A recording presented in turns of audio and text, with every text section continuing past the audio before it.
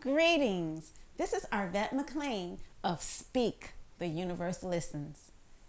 As a very young person, I always felt that I carried the weight of the world on my shoulders, having to make grown-up decisions in order to survive a life marked with physical, sexual, and emotional abuse.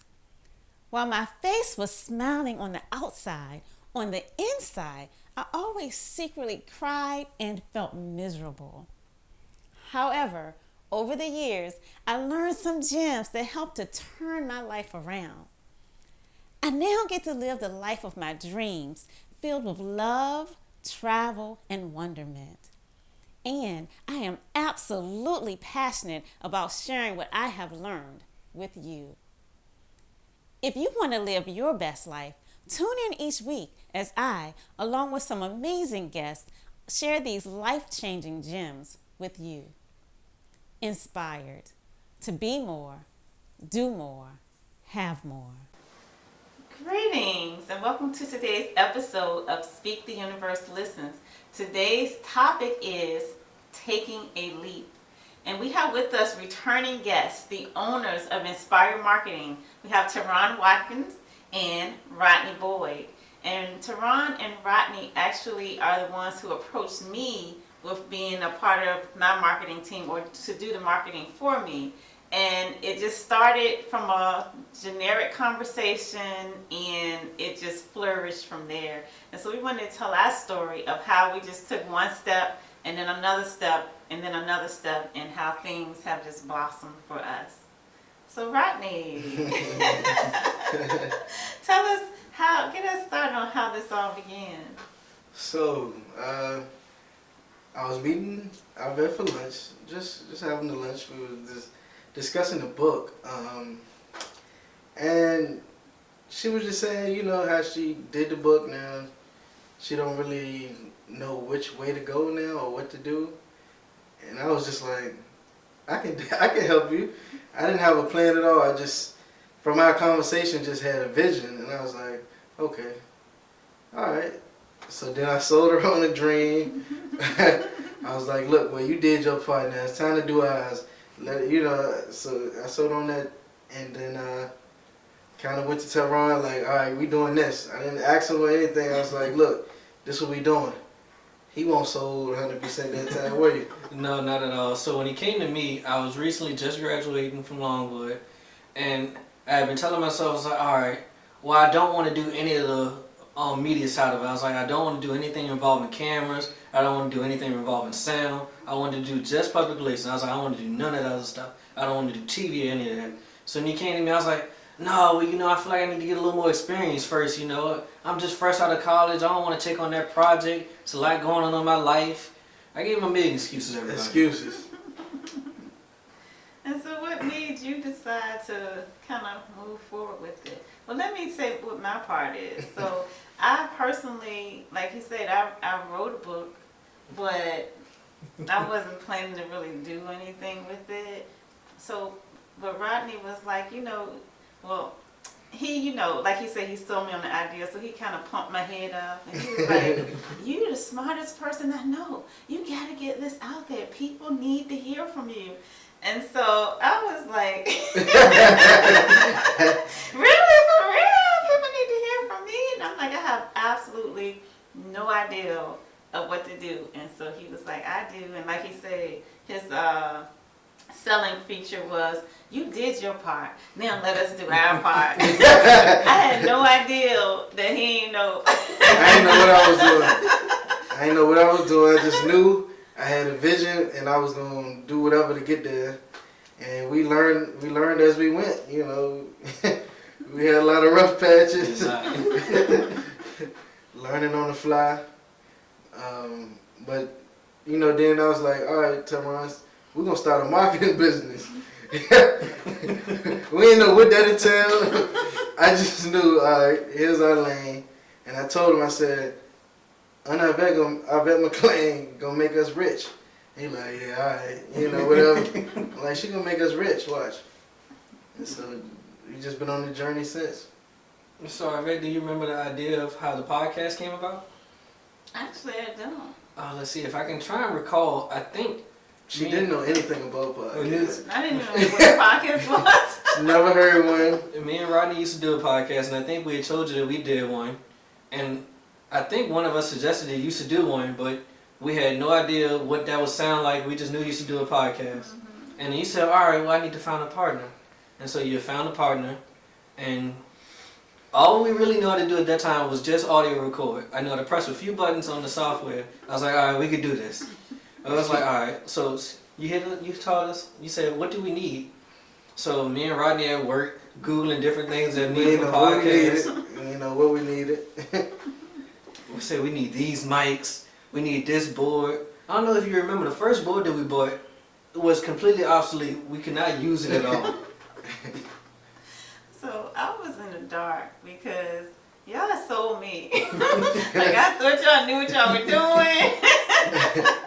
And so I knew that we were kind of like building a business step by step, but I always felt confident. I always felt like y'all knew what y'all were doing and, you know, developing plans, and I always felt that I was like leaving myself in your hands was the right decision. Well, I'm glad you felt that comfortable. I mean, you made it easy though, because we never had to write nothing for you. You're an excellent writer. We never had to write up material or anything for you, you know. I don't know, you made it easy. You made it super easy when I'm thinking about the writing portion of it, and you actually helped me develop my writing skills along the way. So I remember in the beginning I think I wrote a bio. It was a terrible bio. And you said, well, I'm just going to write it myself. So you went back and you wrote it. I was like, that sounded a lot better than what I wrote. And then there was one time you asked us to type something up. So I typed it up. He had looked over it, but we had missed a bunch of different typos. And you was like, well, this is a typo and this is a typo. So it made me more conscious of my typos, and it made me realize that that's an area that I can improve in. Yeah, and then, my goodness, we started with the speaking engagements, and I mean, we eventually started, well, pretty quickly on, we were doing international speaking. Yes. And I remember our first international one in Barbados. Oh my gosh, it was just such a draw. Just a lot of people, a lot of positive energy with that. And it was some funny stuff along the way, like one of our early speaking engagements when we had bodyguards. Like, obviously, I don't need a bodyguard, but they came in tow with the bodyguards. And Oh my goodness. And it was, but at first, when I first came with you about pumping the book out, you hadn't even posted it or anything. People didn't even know you wrote a book. Right. So like right off the bat, we were selling a lot of books because people didn't even know you had a book. So that was crazy. That might have been, that was my first greatest feeling of this whole moment. When the book started moving and started selling, I was like, man, we're really selling the book. We own to something. We didn't know what we was doing. We started selling some books. We like, all right, we selling books. We doing out here. We started the podcast. When we got the podcast to now, it came a long way. Yeah, you guys remember how much equipment that we had that just never is used now? I remember those, what do they call, like camping lights? Little floodlights. Oh my goodness. And when we first went video, we were still wearing the headphones on our ears. And I was just like, why are we wearing these headphones? And why do we have these big mics in front of our face? Like, we like, you need the headphones to hear. She's like, but I can hear. Oh, that was the funniest moment ever because we sat there for about 10 minutes trying to figure out why those headphones were needed. And then, oh my goodness, I just remember this. When we were trying to figure out when we first went to video, the headphones weren't even working anymore. I'm positive. Yeah, it was a thing going on where it had to be really real low. Yeah. It went down really low. And so we couldn't figure out what happened. We was like, well, it's just really low now. We don't know why. And then he said, well, why do we need them? I said, so you can hear each other. Couldn't hear each other anyway. Yeah, Yeah, then one time, the funniest moment was, and I bet she's like, yeah, we gotta have a meeting. So me and Teron like, all right, this our exit meeting. We about to get fired. We've been slacking off, whatever. So he pumping into my head all day at work, like, yeah, man, she about to fire us, because why would she do this and that, this and that? I'm like... Every action came back to we was about to get fired in my mind. So then I'm like, he done pumped this into my head, and I'm like, dang. I'm like, yeah, I don't know though, but yeah, we could, you know, like, so this all day. So what was your mindset during that time? So, I personally, we did go through a lull where we really, only thing we were doing was showing up on every other week. We weren't prepared. The stuff that we needed to have wasn't done, and we're just like on the fly trying to pull things together. And so I interpreted that as you guys no longer want to be a part of the project. And so I was like, okay, you know, I need to figure out how to do this on my own or get somebody else in or whatever. And I felt like that you guys probably felt like some type of obligation towards me, and that maybe you weren't able to say, we don't want to do this anymore.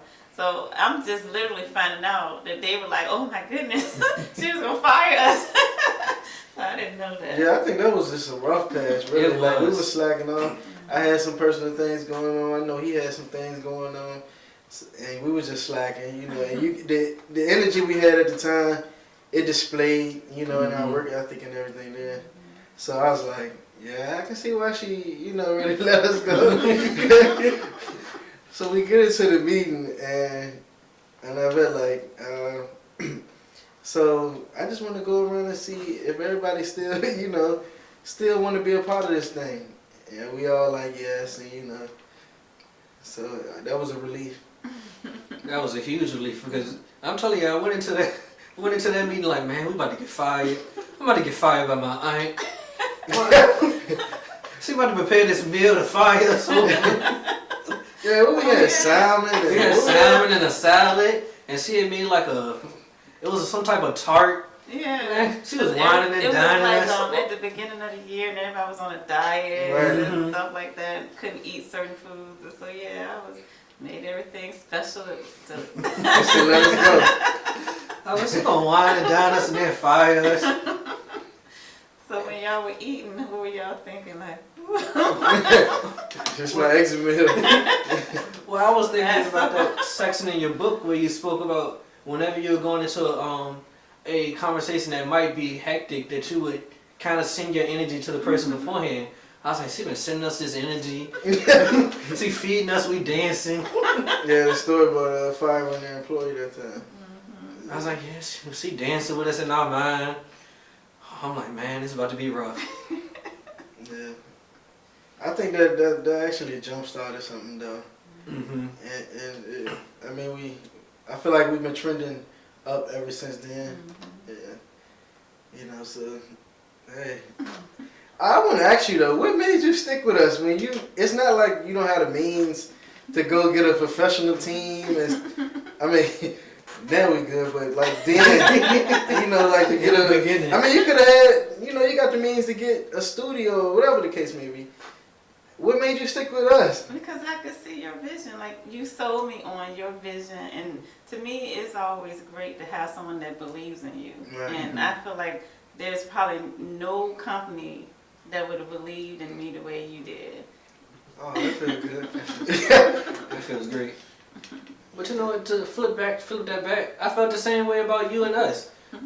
When we were just developing, we were trying to get our website going, and we knew at the time that neither one of us was great with words. And so we came to you, and you actually wrote the copy of our website. And I was like, man, that feels great. I'm glad we got somebody, our client is over here setting up our website for us. And then I think that's when I first became aware, like, I don't think that they know what they because I kept asking questions like, and what is it that you're specializing in? And you were like, everything. We do it all. One stop shop.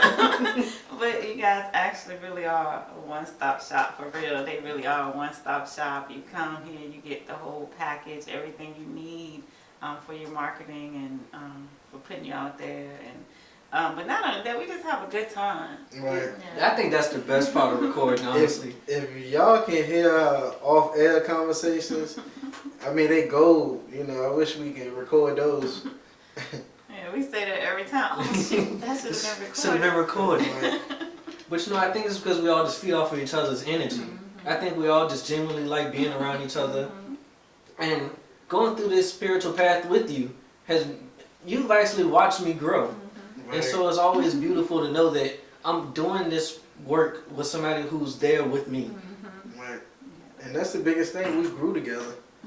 You know, I mean, yeah, I mean, you know, we went from understanding what you were saying a little bit to now it's like, I know exactly what you're saying. Like when I first read the book, I was telling you, like, you was like, did y'all get the book? I know y'all read it, but did y'all get it? I was like, yeah, I got it.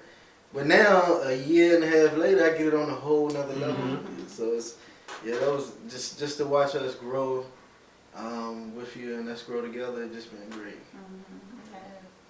It's been a true blessing. Yeah. So what would you guys give as advice to somebody who might be scared to take the leap as of right now? Like, Rodney, if you had to put it in a canon, how would you explain to somebody the feeling that you felt when you told her, you did your job, it's time for us to do ours? I just felt something in me that I just really believed in myself for once. I'm like, I mean, for one thing, I believed in myself and I believed in her.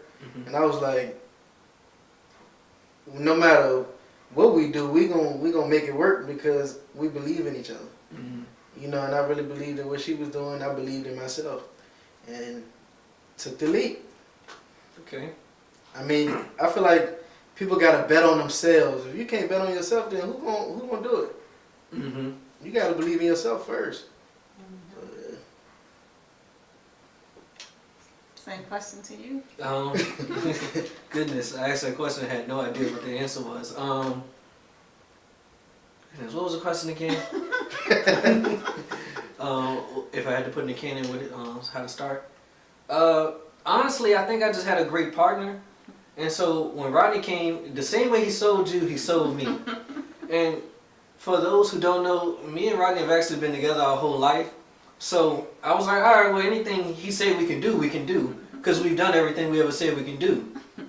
So when he said, no, look, we're going to do this. We're going to start a marketing business. I was thinking to myself, man, I went for public relations and you over here talking about marketing. That's a whole nother major. He's like, no, you got it. And honestly, I think I was ready to take the leap because I had two people who just believed in me. So even when I felt like I was struggling, I never felt like I was struggling. Because you guys are always like, all right, no, you got it. And the funny thing is, I remember when I was at your college graduation, I told you, we got the paperwork now. We good. Once when you had your degree, I said, I still got the caption on Instagram right now. Me and him taking a picture with his diploma. I said, we got our paperwork. Now we good. And fast forward to now. We're doing all right for ourselves. So it's like, the thing about it is, your vision was so big and clear that it just swept us right into it. And then it's like, it's just unfolding right in front of us. So now we all have the same vision. We see what you saw. You were able to help us to see what you could see. And then, like you say, we just took a step. And then each step, and like I said, y'all tricked me because I didn't know that y'all didn't know. Because I don't know anything about social media or anything like that. Believe me when I say, I have posted on Facebook before, but they do all of my postings. So anything I need posted, excuse me, I just send it to them and they do it. And so it's like, I don't have to think of any of that stuff or whatever. And then it's just like, I think you only have to know a little bit more than the person that you serve. You don't have to know as much as you think you need to know. Because they knew enough for me to, they were always a step ahead of me.